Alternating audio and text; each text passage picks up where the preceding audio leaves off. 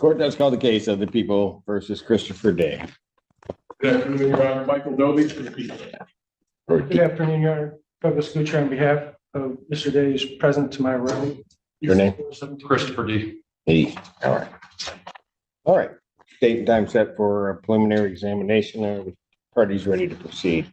We are, Your Honor. All right. And I would just say that we had an in-chambers conference.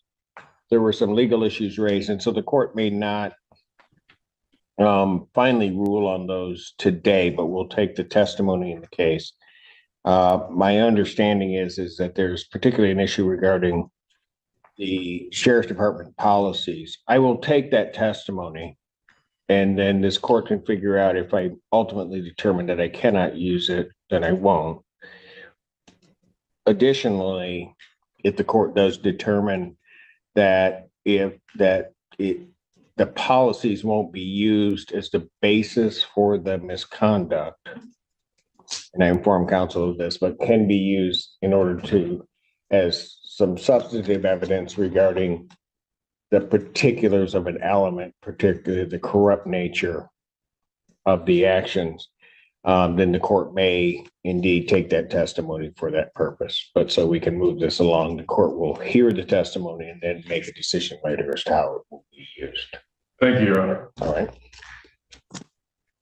With that, I would call Kurt Schifferkowski. All right. Sir, please come forward and be sworn. Thank you, sir. What do you do? I'm manager of the Washington County Sheriff's Office. And how long have you been in that position? In that position since 2021. Okay. And before that, what was your experience in law enforcement?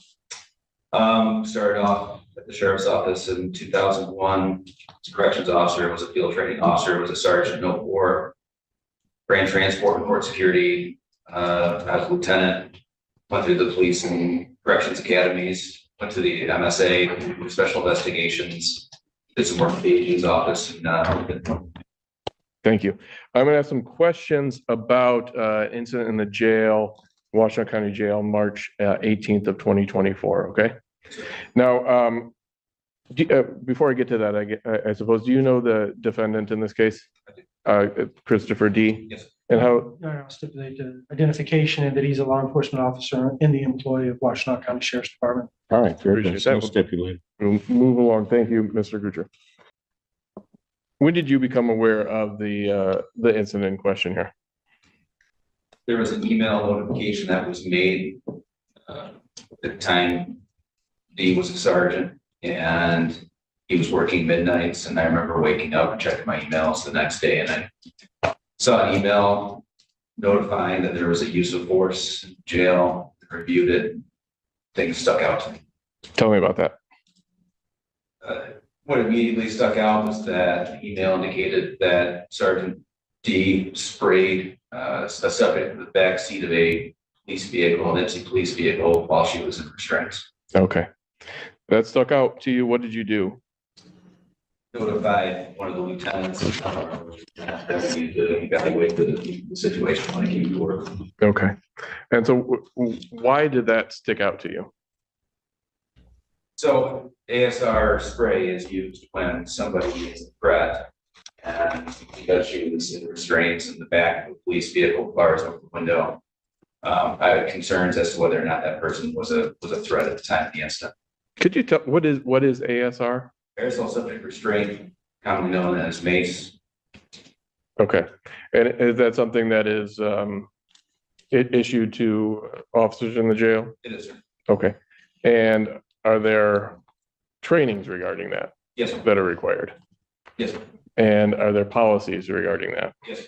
And are there, what is done, if anything, to make sure that the officers know about the policies? Anytime there's a policy revision, or anytime there's a policy that's newly published, it's sent out in a program called Power DMS. The employees are required to review the policy and electronically sign, and yearly aerosol subject restraint. There's a training course that's pushed through Power DMS where the students have to participate in the training, watch a video, and then take a test. Okay. Successfully pass the test. It's specific to ASR? Yes, sir. Okay. Approach with people's proposed 4, 5, 6, and 7, which I've shown to Mr. Gucher. You mentioned that it's the incident that you were things stuck out to you because it was a use of ASR against someone who was handcuffed and in the back of a police car. Is that right? Yes, sir. And generally, from the what is your understanding from the policies of the proper use of ASR within the jail? ASR isn't classified anywhere on the force continuum. It can be used anytime that the person that's applying force feels that lower forms of control will not be adequate. Okay. Lower forms of control, what does that mean? Muscling techniques, placing someone on the ground, escorting them. Okay. Tell me about what you said, something about the individual not being a threat. Yes. Where does that fit in? So ASR is used when there's a threat to staff or a threat to another person. And as the victim in the case was in restraints in the back of a police vehicle with bars on the window, it was difficult for me to see whether or not there was a threat to anybody else. Okay. You talked about levels of clients using lower force to gain compliance. What does this mean, compliance? To bring about a peaceful end to the situation, to bring about the lawful conclusion to an event. Okay. When someone is, no, let's strike that. I'm not going to propose any hypotheticals there. Did you see, Commander, any justification for the use of ASR in that situation? Objection relevance. Whether or not this officer sees that it's relevant is not the legal standard. Actually, under Graham v. Cards. As to the form of the question, I'll sustain the objection. I'll allow you to rephrase the question, but I think as it's phrased, I think it's. Thank you. In a situation like this, Commander Shipakasi, where someone is handcuffed and in the back of a vehicle, is that based on both your understanding of the policies and your own training and experience, a situation where ASR would be necessary? Based on my training and experience, what I saw, no. Okay. And why is that? Because the person was not a threat at the time that ASR was used. Okay. Talked about compliance. What was being asked of the arrestee at that point to comply with? Answering questions as to whether or not she was suicidal. Okay. What the 3 core questions that was referred to? What are the 3 core questions? You have medical needs, you take medication, or anything thoughts of hurting yourself. Okay. And what is the purpose of asking those questions? Just gauging whether or not they're going to be suitable into the jail to have the full medical evaluation done. Okay. And if Also gauge whether or not we can place that person on any kind of observation to. and if someone does not answer those questions, what is done? It's not unusual. We bring them into the facility, search them, possibly place them on precautions depending on the situation. Okay. Cross-examinations. Commander, briefly, were you going to get the individual out of the car? I'm sorry, sir. Were you going to get this individual question out of the car? No, sir, I wasn't there. Okay, so you weren't there, but you determined that there was no threat to the officers that were, correct? Based on the circumstances. Okay, were her feet restrained? No, What direction were her feet facing while the sergeant was talking to her? I'm not sure. Okay, well, if the feet were facing the officer, could that be a threat? Not, no, because she was in the back of Okay, the vehicle. is that where she was going to be housed? No, Okay, so what do the officers have to do to house her? move her from the vehicle. Okay, so if they open the door and the feet are facing the officer and they're unrestrained, is that a threat? No, that's typically how we get people out of the vehicle. So you're telling me that it's not a problem for officers to be kicked? No, I said that's how we usually get people out of the vehicle. Right, but that wasn't my question. is that a threat to have the feet unrestrained at an officer? Depends on the circumstance. Okay. So did you see the demeanor of the individual that was coming into the jail? I did. She was kicking the back of the windows of the car. When she was on the way there, yes. She was screaming, yelling, insultive, combative. Yes, Okay. The officers have to make a determination to get her out of that car, right? How they're going to do it? yes, sir.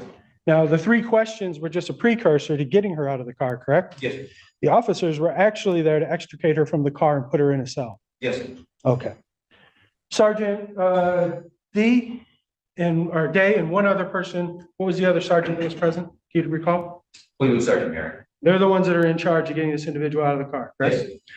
sir.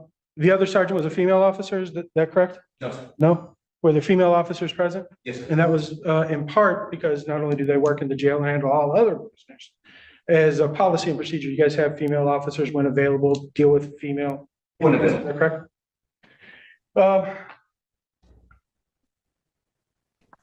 And again, the ASR doesn't appear on the chart because you said that, I want to get this quote right, not part of the continuum because it can be used anytime the officer feels or believes. And what was the The rest? lower forms of control not be adequate. Okay. No further questions. All right, thank you. Any redirect? One question, Commander Shipakasi, based on both the policies and your training and experience, is the preemptive use of ASR spray reasonable? Given the circumstances, no. Okay, thank you. Yeah. You may step out. Thank you, Commander. Oh, Brian Miller. All right. Sir, please come forward to be sworn. All right, you may inquire. Ed, what do you do, sir? Currently, I'm a special investigator with the Washington County Sheriff's Office. How long have you been doing that? Since 2009. Okay, and briefly, you have law enforcement experience before that? Yes, I've been a certified law enforcement officer since 1974. Okay, thank you. I asked some questions about an incident in the Washtenaw County Jail on March 18th of 2024, okay? How did you become involved in that? I received a phone call from Commander Shipakasi stating that there was an incident that took place on March 18th in the Sallyport Correctional Facility at approximately 20 feet, 30 hours, involving WCSO personnel and an arrestee from the Ypsilanti Police Department. Okay, and was that arrestee Rachel Dameron Hissong? Correct. Okay. So you got this notification from the commander, and what did you do? I was instructed that they had some concerns, they being the administration, of whether or not the use of force was appropriate in this particular case. Okay, And, I was instructed to conduct a non-administrative investigation. criminal investigation. Correct. Okay, and did you do that? Yes, I did. Okay, and you could walk us through a little bit about the steps that you took in this investigation. Well, one of the things I did was I had a liaison with the corrections division, a lieutenant that I asked to assist in some of the technical aspects of the investigative process by gleaning information from audio and video information that existed in a series of cameras. Initially, information from the Sallyport, then it was information from the body cams worn by Sergeant D and Sergeant Merritt, as well as information from the cameras in the holding cell, as well as information of the activity that took place. Okay, That was the first step. Yeah, I'll stipulate to the admission of I believe we discussed the body cam of Sergeant Day and the in-car camera from the point in time it reaches the Sallyport, the Washtenaw County Jail to the end of this incident, correct? yes. Yes, stipulate. All right. Thank you. That will be People's Exhibits 1 and 2. Mr. Miller, you obtained a number of videos, That's correct. and People's Exhibit number 1, which has been admitted by stipulation, is going to be the body cam of the defendant. And if you will give me a moment to connect.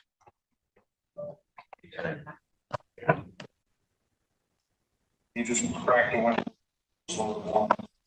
Hey, Rachel. Hey, my name's Sergeant D. I'm the supervisor that's on shift right now, along with Sergeant Merrick, okay? Hey, so I want to get you in, but I want to work with you. I don't want to, I do. I want to work with you.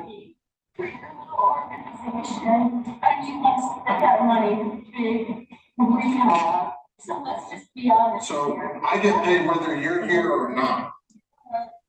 Whatever. All right, so here's the thing. I want to get you in the door. And we are having a conversation right now. No, we're not going that way. Are you suicidal? Are you suicidal? I'm asking questions. Are you suicidal? Yes, you know where you're going. I have been treating you. Yes. So, Simple motherfucking question. are you suicidal? Yes, I'm going to treat you with respect. Are you suicidal? Yes or no? It's my question. Do you have any emergency medical needs? Yes or no? I have been. Rachel, I'm trying to help you out. Yes. Answer yes or no. So here's what I'm gonna tell you. Yes, still not answering the question. Literally, all you have to do is answer. I'm trying to get you taken care of, and I'm trying to work with you. I'm asking you, are you going to treat me with respect? Do you have any meaning? I've already told you yes. Human. Yes. This is the last time I'm telling Am you. I going to treat you like a human? Never. Right now.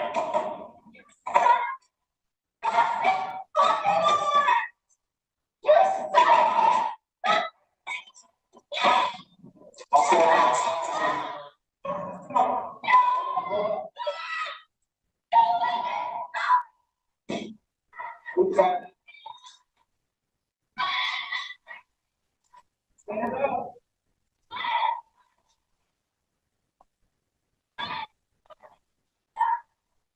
Stand up.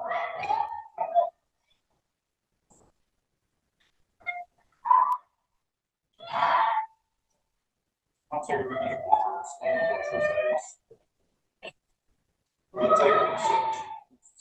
up. She's going on. Hey, what's up?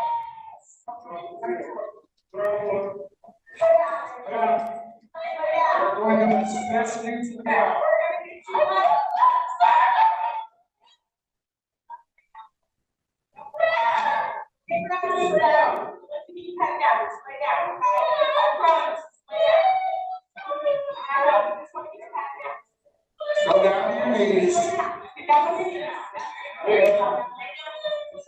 Lay down your stuff.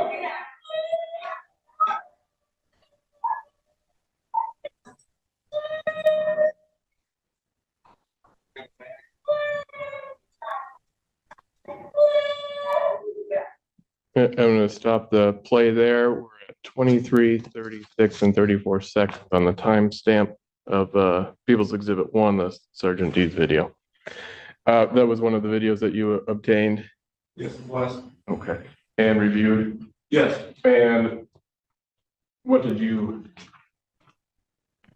do after reviewing that video? Oh, I didn't mean to start playing again. I'm sorry. Commander let me start that over. That was a terrible question. Commander Shibakasi talked about things sticking out to him. What sticks out to you in that video? Objection, Your Honor, irrelevance at this point in time. He did the investigation. His opinion of what the investigation shows is irrelevant. Oh, overruled. Oh, What sticks out to you? Well, a number of things. And you talked about, as qualified by saying One of the things I did in my career was a chief use of force instructor, as well as a ASR instructor. And so when I looked at the actions and the interactions involved in this interaction between Sergeant D and Ms. Hissom, I felt that it was problematic in terms of the actions taken by Sergeant D. Okay, what do you mean problematic? The use of ASR is for someone that's non-compliant. Okay, and what I mean by non-compliant is that you've given them a directive, told them something specifically to do, afford them a reasonable period of time to comply with that. Okay, and you also give them a warning that if they don't comply with that there will be consequences, and subsequent to that, the ASR will be deployed. What I saw here was none of that took place. There was no warning given. There was no directive given.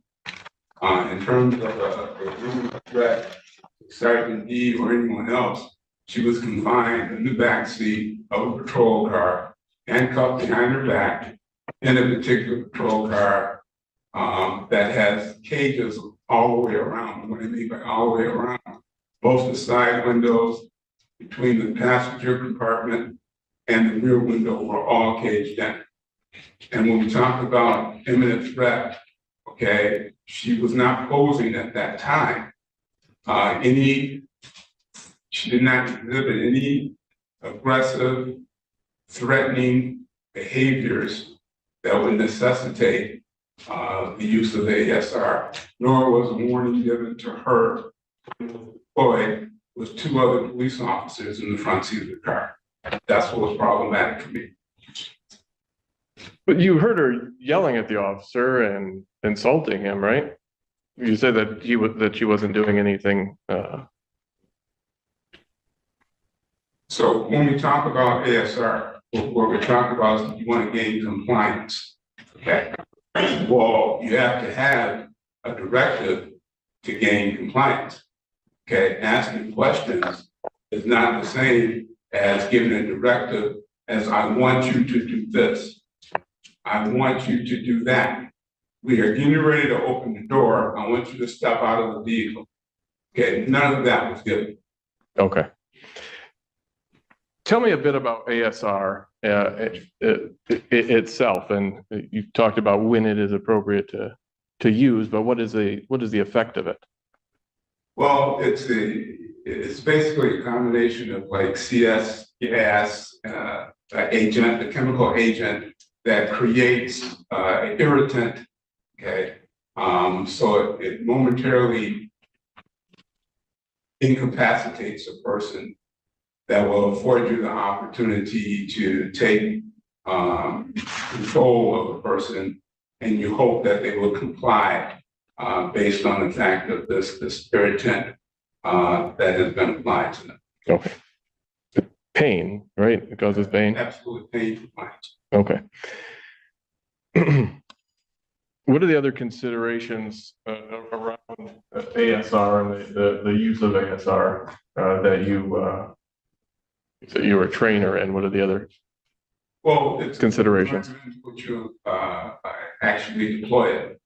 In this case, it was deployed inside the confines of a occupied police car. And I say occupied above and beyond the subject. Ms. Hissom was occupied by two fellow police officers in the Atlanta Police Department. And again, what I found to be problematic is that there was no warning given, so that they were equally being sprayed as well as Ms. Hissom in the confines of the car. Cross-examination. Special Investigator Miller, you're aware of the policies and procedures, at least in general terms of the jail as it relates to inmates who come into it, correct? Yes. And Central Dispatch will notify, that's why the officers come out to the Sally Port when individuals arrive, correct? In your jail? Yes. And in this case, during the course of your investigation, You did discern, the central dispatch told the officers that there was an individual who was kicking the car and being combative, and they had arrived, correct? Correct. Well, he actually called it in and stated that information. Right. So while the officers may not have been present for the entire event of the lady in the video, they were aware she was not being cooperative and kicking and such, correct? Had been. And you had the booking photo go in, I think someone had mentioned or the video indicated she was there on FA. Correct. For the record, can you state what FA is? Felonious assault. Okay, That was the original charge. that was the original charge. I have no further questions. Thank you. All right, any redirect?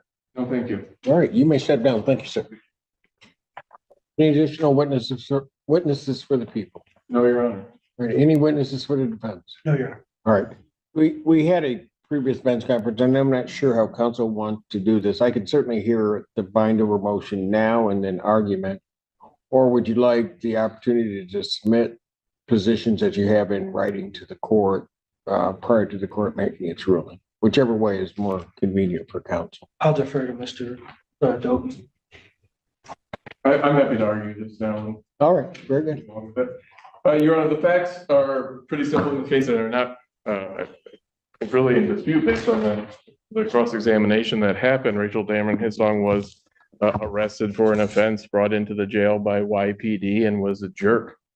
She was yelling and making a scene in the back seat of the car, as we saw in the video when she first got to the Sally Port. But it's the behavior of the defendant that's a question here. And we saw him approach the car, attempt to ask several questions, give no commands, not asking her to do anything, and not being any type of threat from this person. So setting aside for a moment that this is a police officer and all of the responsibilities, duties, and trusts that are placed in him, this is a person who is handcuffed and within a cage in the back of the vehicle who has a weapon used on her, that weapon being the ASR spray. That is an assault. It is a felonious assault based on the type of weapon that the ASR has been can be found by a trier of fact. A jury can find that is a dangerous weapon and how it's used. It was sprayed directly into her eyes, obviously causing significant pain based on the video, and a jury could find that it meets the definition of a dangerous weapon and that it could cause a serious injury. But he was a police officer. He was not a police officer. He was a corrections officer at the time who did have, who was there acting under the color of his office, performing or supposed to be performing duties of taking this woman into the jail. And his behavior by spraying her in the face when she was no threat, when she was not refusing any orders, when she was just not answering questions that Commander Shipakasi says happens all the time, that people do not answer those three core questions. She's not answering the questions and she insults him and he sprays her in the face with the ASR. That is a wrongful act. Going through the elements of misconduct, he is a public officer. He meets that definition. That's by stipulation. He was there. He was working, acting under the color of his office. The only issue at this is the corrupt intent. And for that, we've had some testimony and admitted some exhibits, obviously subject to the court's later ruling on them regarding those duties and responsibilities that are placed on officers and the trust that is placed on them for the people that are put into in their custody. By flagrantly violating all of those, spraying someone who was handcuffed and in the back of a police car, goes to show that his corrupt intent. He knew that what he was doing was wrong. He knew that he was trained in it. He had to recertify in this every year. And it goes against that trust that we put in people in his position for the basic humane treatment of people that are put into our jail. All of the elements of each crime have been proven to the standard necessary for bind over, and I ask that you do so. All right, just one question. Yes, Your Honor. Had this, say the door had been open, either side, doesn't matter. And the arrestee is now out of the vehicle and let's say is thrashing around, we wouldn't be here, I guess. I'm not sure And then the deployment of the ASR. I'm not sure that's I mean, in your hypothetical, she is still handcuffed. She is still a restrained person and within the jail. Kicking and thrashing around, I think that that there might be an argument that the use of ASR or other force is necessary, but in this circumstance, there's 7 officers around that car. Someone kicking and thrashing around happens often, and they are not sprayed while they are restrained. Got it. Okay. Oh. Yeah, the standard preliminary exam is simply they have to produce evidence to the level of probable cause or evidence that probable cause to each element could be inferred from the evidence presented. In this case, you have 2 unique charges that by the circumstances present themselves here. First of all, my client by stipulation and by fact at that time was a law enforcement officer working as a law enforcement officer, which means by law, there's certain things present for consideration for this court that's not present in the normal course of an assault and battery case. Graham v. Connor is the standard by law. An officer is given greater latitude to use force in the course and conduct of his employment. In fact, that court says the law recognizes law enforcement officers are required to make split-second decisions of life and death, which cannot be judged through the 20/20 vision of hindsight from the vantage point of judges on the bench, or for that matter, other officers who would have done things differently as they're sitting in an office reviewing the actions of an officer the next day. Even the policies and procedures of the Washtenaw County Sheriff's Department, which prosecution entered into evidence in this case, indicates that the officer makes the determination. What Mr. Miller left out and was already admitted into evidence in the general rules is that the AR spray, while it says employees shall provide a warning prior to deploying a chemical agent, if doing so does not increase the risk to the employee or another person, which again leaves discretion to the officer involved.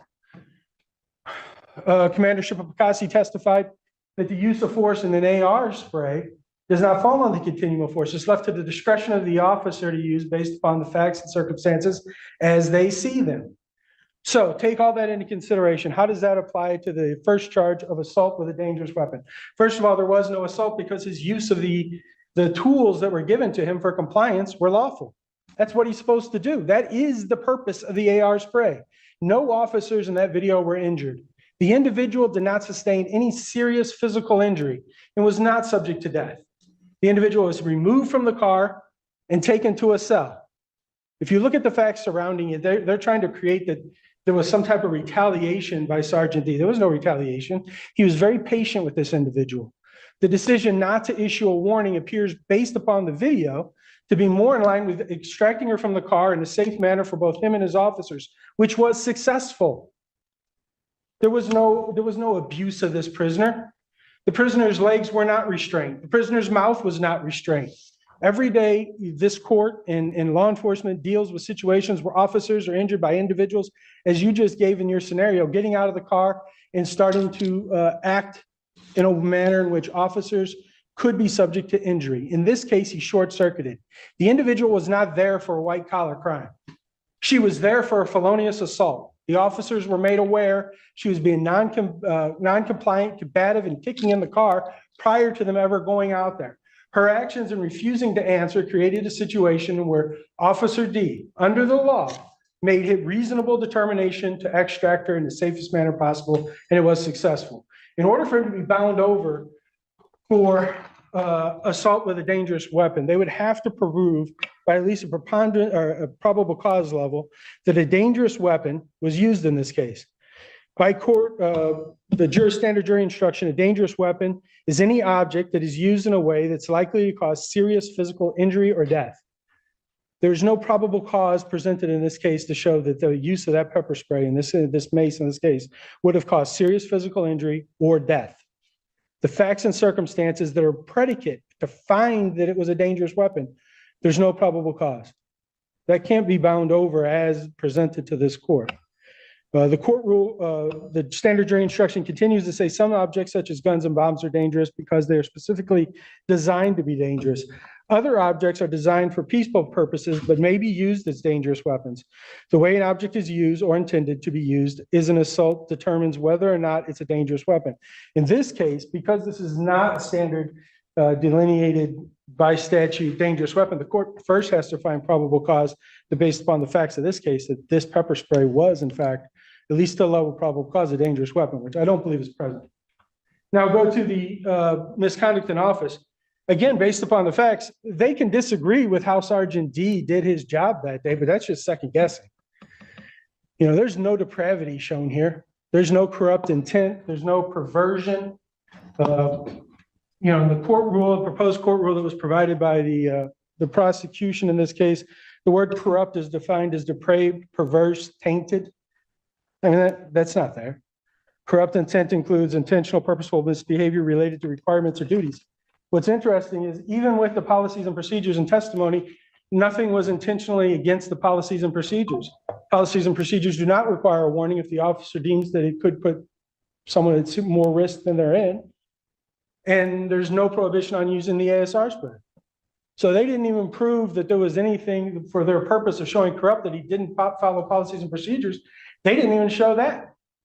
And then if you take the facts of the case as presented, he used one burst of pepper spray that's issued to the officers to gain compliance and to ensure safety of the officers and the individuals. He did that to get her out of the car. What was he gaining compliance to? To get her out of the car. That was it. He wanted to get her out of the car in a manner in which she didn't fight with the officers and the officers weren't hurt. And it was successful. As I look at it, how would I know she wasn't going to comply with that? You wouldn't, but if the officers take her out and they're injured, then you're second guessing saying, why didn't you use the pepper spray to get her out? Because that's why you have it to distract her. No. But I would Judge, be I second haven't- guessing. Would I? Yes, because that's why we're second guessing now. No, I don't think we're second guessing. I mean, the issue becomes that he didn't ask her to get out of the vehicle. He doesn't have to. All right. He doesn't say, we're going to take you out of the vehicle. But He keeps Judge, saying he doesn't have to. right, Counsel, just because you say it doesn't make it true. What he does, what you're arguing to the court is that the officer, upon some assessment, can take some preemptive strike because he believes that something is going to happen that hasn't yet happened. Well, I'd like to see, is there Even the- case law that gets me their there? policies and procedures provide for that. They can use the level of force that they believe is necessary. It's left to the employee's discretion. And it's enumerated in there. There's active resistance, passive resistance. There's, you know, if an individual is combative physically, or if they're just refusing to comply. Now, in this case, you're saying that he should have said, hey, we're going to open the door and take you out. Well, she was at the jail. Well, I mean, you're not saying that specifically, but No. you're saying, why didn't he open the door and see what she would do? And if she opens the door and he kicks him in the knee and blows it out, we're saying, well, you don't know that would happen. It happens in the jail all the time, Judge. All the time. You know, Okay, but the thing is, that would mean that anybody who is in the back of the vehicle, an officer would be correct, or at least could properly, anybody coming in, whether they're screaming, yelling, doing anything, if they're in the back in all kinds of restraints, I can spray them or do something to them under the notion that something might happen when I open the door. I think that that may be correct. However, in this situation, he's charged with specific crimes. You know, there are other crimes that they can be charged with theoretically that wouldn't be assault with a dangerous weapon, i.e. a weapon that could cause serious physical injury or death. That would be a simple assault and battery. And an individual can be charged with assault and battery without being charged with misconduct in office, because while it may rise to the level of an A and B, it doesn't rise to the level of depravity, perversion, or corrupt intent. There's levels to this. The reason we're here is this is a felony charge in which they have to have probable cause for the charges they issued. That doesn't mean that another charge may not be more appropriate. These charges are not appropriate. And that's what we're here on today. And yes, officers are given great latitude to do their job. That is the law. Graham v. Connor, 2020 hindsight is not the standard. Can't second guess what he did. In fact, the court says unless the use of force is arbitrary, the officer has discretion. This is reading from People v. Sure. The officer has discretion within reasonable limits to determine the amount of force which the circumstances require. And he's not guilty of wrong unless he arbitrarily abuses the power confided in him. It's one of the cases I gave the court. It's a quote from the court. These are special circumstances based upon the fact that the officers work for the public, and their job is not necessarily second guessed. Force is part of their job on a regular basis. The charges in this case are not appropriate. And as such, there's not probable cause to the first, in the first case. Well, okay, whether or not the actions meet that what's charged. Correct. I guess I'm asking from a factual standpoint. What you're arguing is that anybody brought into the jail, doesn't matter what they're doing. You're saying that the court, if an officer responds the way that the defendant in this case has to somebody in the back of a vehicle, regardless of what they're doing. No, you're not. That they're provided that latitude. No, you're not. Okay, what I'm saying is, as long as their actions aren't arbitrary. If you just decide that an individual sitting in the car is brought in, I'm going to spray them, that's an arbitrary use of force. But that's still not necessarily a felonious assault, and it still might not be misconduct in office. It may be a policy violation. Not every action is a criminal violation, Your Honor. And the officer, under the law, as long as his actions are not arbitrary,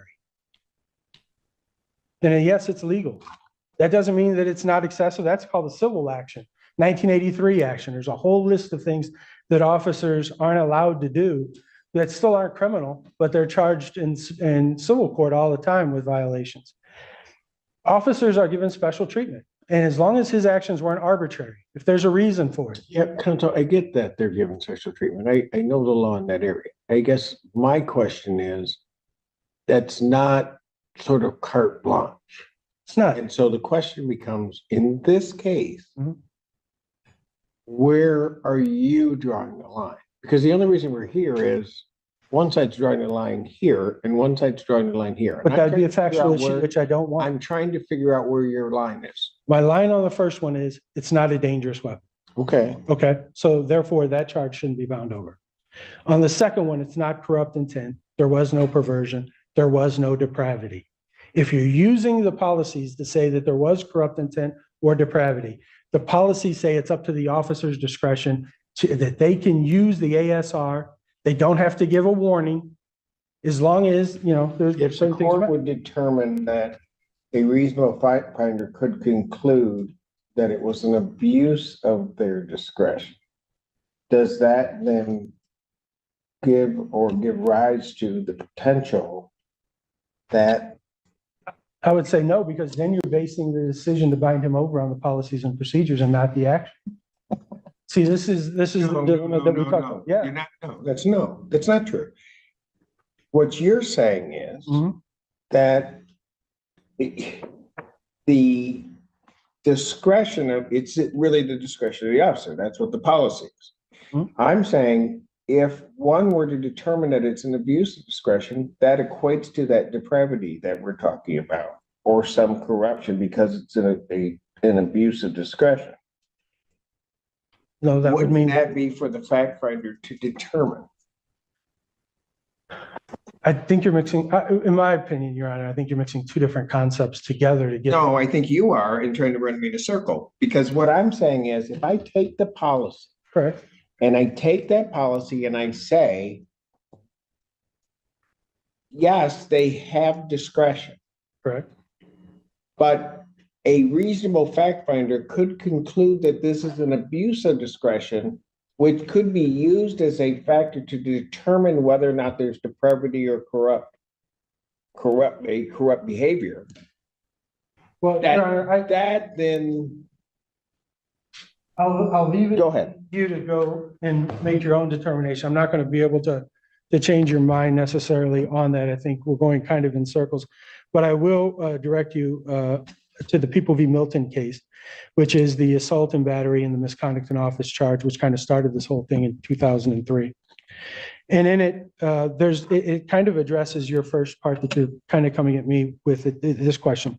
And it said that if our holding will strike fear in the hearts of police officers throughout the state, that no public officer under the color of his office will feel entitled to behave in the egregious manner that this defendant did, it would achieve that result. So that it's saying to us that if our concern is that officers, when every time they use force, is going to be left to a jury to decide if that force was arbitrary and whether or not it's misconduct in office, the court says to the first part, if it's like this case, if it's horrible like this, what Milton did, then that's going to serve our purpose. But they go on at the end of that paragraph and says, listen, the defendants fear that in light of this result, any malfeasance on the part of officers will be construed to misconduct in office is unfounded.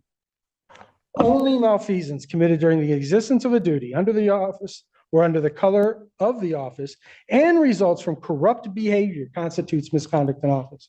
You know, and I think in this case, if you look at that, there was no corrupt behavior on the part of Sergeant. That was one of the cases that you presented to the court. Okay. This isn't corrupt behavior. Milton, he beat the inmate. He hit him repeatedly, knocked him down, slapped him, hit him.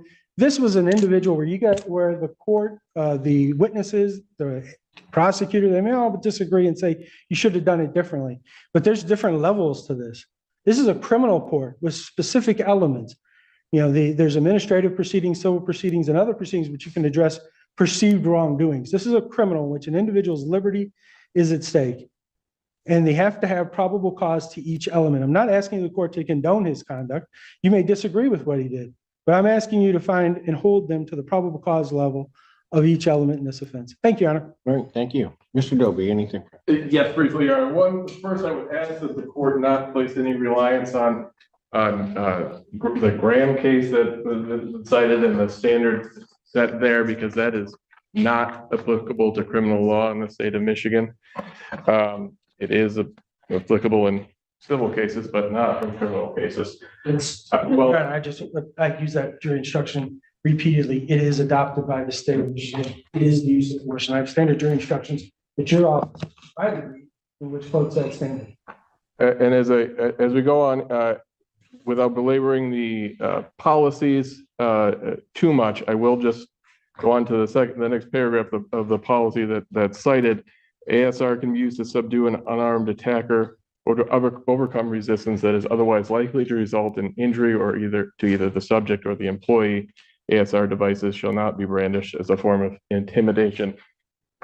That is the policy on ASR. That is what he's trained. That is what he is supposed to be doing here. And that is absolutely not what happened in this case. It was malfeasance. It was, the intent was corrupt. The committee on model jury instructions says to look at People versus Kotu for the definitions of that. A tainted or perverse use of the powers and privileges granted to him. Tainted means a trace of something bad or offensive. Perverted means misguided, distorted, misinterpreted, turned from what is considered right or true. We expect that officers will exercise their duties in a manner that is fair and equitable. Doing the opposite of that is what is meant by corrupt intent in a misconduct in office case. All right. Counsel, I want to make sure I take a look at everything that you presented to me, and I will give you another date to come back. But okay, so what I'll do is I'll turn this out, preliminary examination for April 3rd. It's my PCC day. I have no idea right now what it looks like. I'll just put it at 3 p.m. if that works for everyone. All right. All right, defendant's bond will continue. Did you get a copy of the order? I did. Ask the court. I didn't. Okay. Yes, I signed it. So, Signed. yes, I'll give the parties, there's a copy for each of the parties. And, you know, I haven't rendered a decision on this, but I want to compliment both counsel for shortcutting the issues, getting right to the point. And actually, people should probably watch. I'd love to have younger attorneys watch the two of you and how you operate with respect to each other in a case. And I mean that from the bottom. Thank you. Just one question, does the court Yes. want to retain the? Yes, I need the exhibits. Yes, I need the exhibits. Doug, do you want to just verify what's, I've got 1 and 2 on here, the full videos, okay? All right, so if I have that, you're gonna get those. I may approach you. Yes, There's 1, 7. and 1 and 2 of them. Got it. Yeah, they're on there and everything that we do has to be encrypted. So the password is right on there. Got it. Okay. Understood. Okay. I think I put my date in. Yes, I did. Okay. And then, Mr. Wonders, I'm gonna take a brief recess and come back and with our last.